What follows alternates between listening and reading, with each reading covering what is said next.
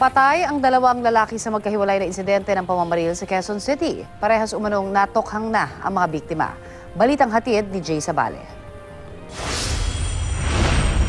Mismong sa loob na kanyang tinutuluyang bahay sa Dumalay Street, Barangay Santa Monica, Novaliches, Quezon City, itinumba ang isang lalaking kilala lang sa pangalang Daniel pasado alas 10 kagabi.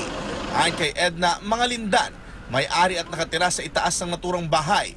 Natutulog raw siya nang makarinig siya ng mga putok.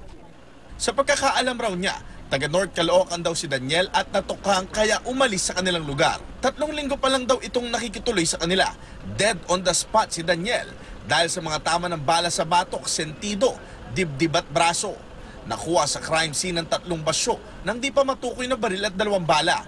Tinitignan daw ng mga otoridad ang CCTV ng barangay para makilala ang sospek.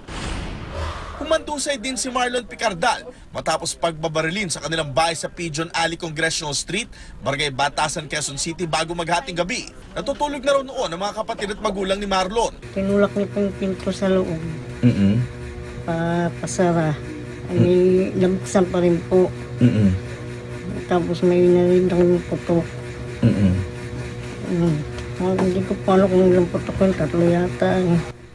Dahil patay ang ilaw, di raw nila naaninag ang muka na bumaril. Ayon sa ama ni Marlon, natukhang daw ang biktima noong nakaraang taon, pero nakakapag-report naman daw sa barangay. Dati rin daw nabarkada ang anak sa tinatawag na ipit gang na nambibiktima sa mga pampublikong bus. Yun na yung sumasama sa bus. Yung nakakakuha sila mga cellphone. Nakuha sa crime scene ang 5 basyo ng bala ng hindi pa matukoy na baril.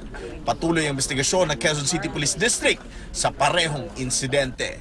Jay Sabale, GMA News.